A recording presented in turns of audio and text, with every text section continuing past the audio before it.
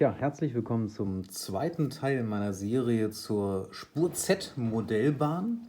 Und ich habe euch heute hier 3 Schmuckstücke mitgebracht. Und zwar ist das, ja, dreimal fast die gleiche Lok, würde jetzt der Laie sagen. Und der Spur Z-Spezialist sagt wahrscheinlich, dass wir einmal die 88271 hier vor uns haben, einmal die 8827 und einmal die 88093.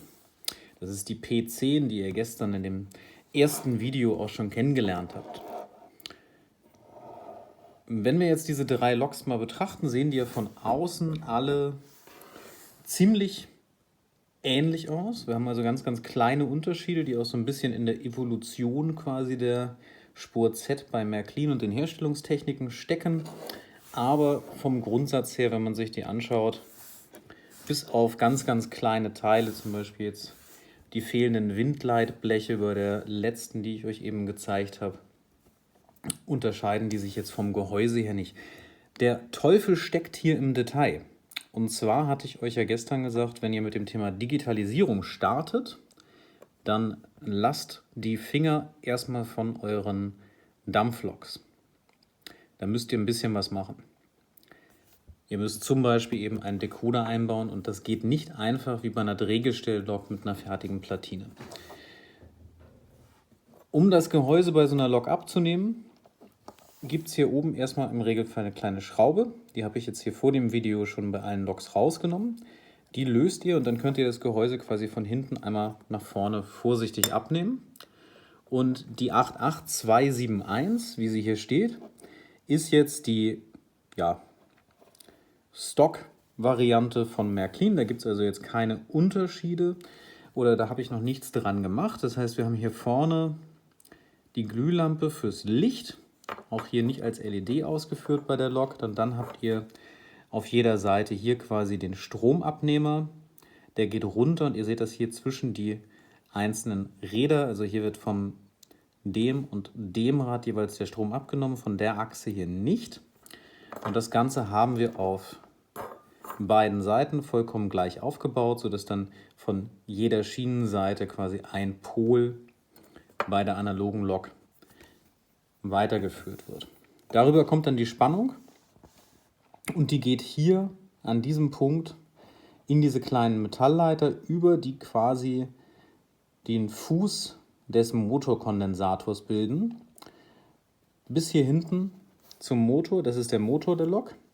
Und hier gibt es dann diese kleinen Bürsten. Die müsst ihr zum Beispiel austauschen, wenn die Lok nicht ordentlich läuft. Und dahinter steckt der Motorkondensator hinter der Bürste. Den kann man jetzt hier so kaum sehen. Der steckt da drin.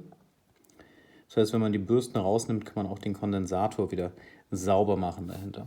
Um die Bürsten geht es heute aber nicht, sondern es geht um das Thema Digitalisierung. Wenn ich jetzt diese Lok hier digitalisieren möchte, was muss ich mindestens machen?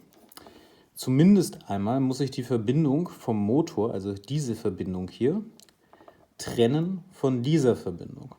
Das geht jetzt bei diesem Lokmodell tatsächlich relativ einfach. Und zwar reicht es schon, wenn ihr hier an dieser Stelle auf beiden Seiten eine Trennung vornehmt. Ihr seht es auch, hier ist die Lötstelle. Wenn ihr also hier abtrennt, ist die Spannung vom Gleis getrennt vom Motor. Die Lok fährt dann im Analogmodus gar nicht mehr. Das habe ich auch mal für euch hier als Beispiel schon mal vorbereitet mit der 8827. Gleiches Prinzip. Hier oben wieder die Schraube. Dann kann ich das Ganze rausnehmen.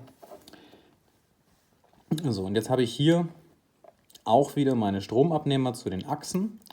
Und wenn wir das Ganze mal umdrehen, auf der Seite zum Beispiel, seht ihr, das endet jetzt hier schon mal im Nichts. Also hier bei der Lok fehlt gerade zum Beispiel auch der Motorkondensator. Endet hier also im Nichts. Ich habe keine Verbindung mehr hier rüber zum Motor. Und jetzt seht ihr auch mal auf der einen Seite beispielhaft, wie sieht das aus, wenn keine Bürste drin ist. Da seht ihr also hier, das ist der sogenannte Kollektor. Und dieser Kollektor, der muss regelmäßig gegebenenfalls auch gereinigt werden. Also auf dem sollte sich möglichst kein Schmutz ansammeln. Und auf der Rückseite seht ihr die Bürste. Vorne haben wir hier immer noch die Glühlampe drin. Theoretisch bei einer Digitalisierung müsstet ihr die nicht mal ändern, die könnte hier so bleiben. Im Normalfall ist es so, dass ihr hier aber auch eine LED haben wollt, die dann wiederum über den Decoder an- und ausgeschaltet werden kann, wie wir das bei der P10 in dem anderen Video schon gesehen haben. Auf der anderen Seite seht ihr, ist jetzt hier schon ein Draht verbaut quasi. Der hat jetzt hier, weil ich den dann nicht rechtzeitig gekürzt habe, das ist quasi noch im Halbeinbauzustand, noch eine Verbindung zu dem Teil, zum Stromabnehmer.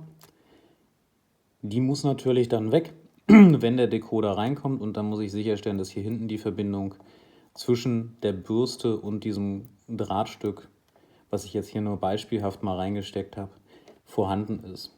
So, und dann bin ich schon bei Schritt 3 beim Decoder angelangt. Also die Lok hier in dem Zustand gar nicht fahrfähig, weder digital noch analog. Und dann haben wir hier die dritte Variante, das ist die P10, die ihr gestern auch, wenn ihr das Video geschaut habt, im ersten Video schon kennengelernt habt. Auch hier haben wir im oberen Bereich wieder die Schraube, und wenn wir das ganze Gehäuse abnehmen, seht ihr jetzt auch schon einen Unterschied. Das erste, was ins Auge fällt, also der Stromabnehmer und die Radstromaufnahme hier, das ist exakt wie vorher, da gibt es gar keinen Unterschied. Hier vorne seht ihr schon, aha, da ist eine LED verbaut. Und diese LED ist dann wiederum über dieses kleine Kabel hier hinten bis zum Decoder geführt. Ja, also das seht ihr hier, die geht hier quasi komplett lang, diese Kabelverbindung. Und der zweite Anschluss der LED, das ist das hier, der geht quasi dann wiederum an die Masse von der Lok. Und dann haben wir hier im hinteren Bereich die Hauptänderung. Also wenn wir jetzt im Vergleich nochmal die quasi halb umgebaute Lok hier daneben stellen, dann seht ihr hier hinten auch den Unterschied. Ich habe hier also quasi keine Verbindung mehr zum Motor. Und hier sieht man das jetzt nur in Teilen. Habe ich auf der einen Seite hier eine Abnahme vom Stromabnehmer und hier im hinteren Bereich wiederum, die zweite Lötstelle, da geht es dann weiter auf der anderen Seite. Also wenn ihr das euch an dem leeren Modell hier nochmal anschaut, dann haben wir hier eine Lötstelle und wir haben hier eine Lötstelle und dazwischen nichts. Das heißt, dazwischen hängt dann von der elektrischen Verbindung her dieser kleine Decoder hier. Der hat hier oben eine ganze Menge Kabelanschlüsse mit verschiedenen Farben. Da gibt es auch eine gewisse Standardbelegung, also was hier zum Beispiel die Kabel angeht für die Beleuchtung. Dann gibt es Kabel, die wiederum an den Strom der Schiene rangehen, die also hier rangeführt werden. Und dann gibt es quasi zwei Kabel, die eben an den Motor rangeführt werden. Wenn ihr einen Decoder kauft, ist da eine Beschreibung dabei und in dieser Beschreibung steht dann auch der konkrete Schaltplan für den Decoder, den ihr gerade vor euch habt. Insofern werde ich die Kabelfarben jetzt hier mal nicht im Detail erklären.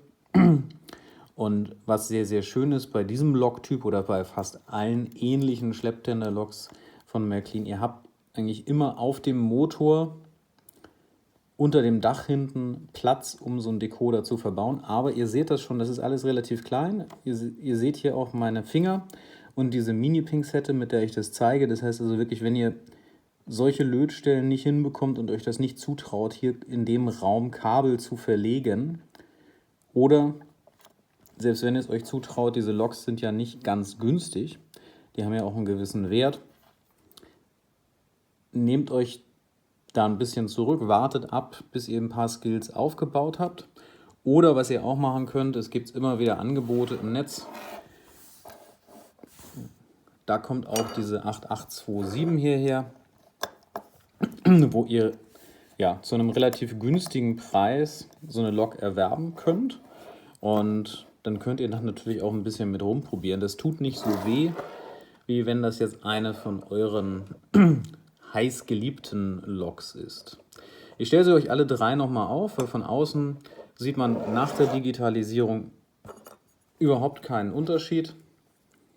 Da seht ihr nur dann die Unterschiede im Chassis bzw. auch in der Entwicklung der Loks, was Märklin da durchgemacht hat. Also wenn wir das mal jetzt so hintereinander aufstellen, da sind natürlich ein bisschen unterschiedliche Epochen, wie das für den Modellbahner so heißt. Das heißt also, ihr seht hier, das ist die P10 im Modell der preußischen Staatseisenbahn, glaube ich, wie das heißt.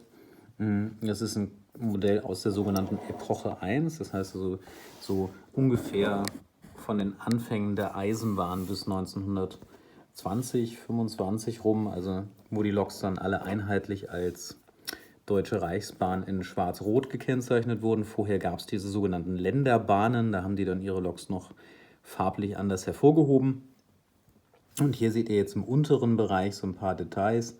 Also hier haben wir eine Brünierung, wie das so schön heißt, der Räder und auch des Gestänges, was sehr, sehr gut zum Rest der Lok passt und natürlich einen sehr, sehr schönen Gesamteindruck schafft. Und hier oben sind so ein paar Details angesetzt. Das Modell selber ist nicht hundertprozentig akkurat, kann man im Netz lesen. Also diese Riesenklötze hier, die gab es da anscheinend nicht im Original. Das war alles ein bisschen filigraner. Aber in Summe trotzdem eine sehr, sehr schöne Lok, die auch ein tolles Fahrbild abliefern kann. Dann hier die 88271, das scheint so eine Sonderversion gewesen zu sein. Also ihr habt hier, kann man das sehen, auf dem Kessel dann diese kleinen angemalten edelstahlfarbenen Ringe. Ansonsten ist sie fast, oder ist sie, glaube ich, komplett deckungsgleich zu der 8827. Und dann seht ihr aber hier auch im Gestänge, im Fahrgestell so die Unterschiede, wenn man die jetzt nochmal hier so nebeneinander legt. Da gibt es schon ein paar Details, die sich unterscheiden. Und zwar ist hier vorne dieser Kasten hier so ein bisschen detaillierter, der ist bedruckt und solche Sachen. Und es leuchtet halt nicht so furchtbar. Also hier ist es relativ matt und hier, das glänzt natürlich wie sonst was in alle Richtungen. Und da hat man dann hier so ein bisschen was Rotes, aber mehr auch nicht. Und wenn wir dann mal als drittes diese Variante hier nehmen, habt ihr eben auch schon gesehen, da gibt es jetzt auch wirklich gar keinen Unterschied eigentlich zu der 88271. Ist absolut deckungsgleich, nur halt diese Ringe da am Kessel fehlen. Sonst habe ich da jetzt noch nichts gefunden. Ich glaube, die Nummern sind noch andere, wenn man die von vorne anguckt. Und da seht ihr auch, wenn ihr von vorne rauf guckt auf die Lok, bei der Epoche 1 Lok im Unterschied zu hier der Epoche 3 von der Deutschen Bundesbahn gibt es diese Windleitbleche nicht. Die sind nach meinem Verständnis damals dafür da gewesen, um eine Art Windkanal zu schaffen, der eben den Rauch anders abziehen lässt und dann für weniger Rauchbelastung in den Waggons sorgt.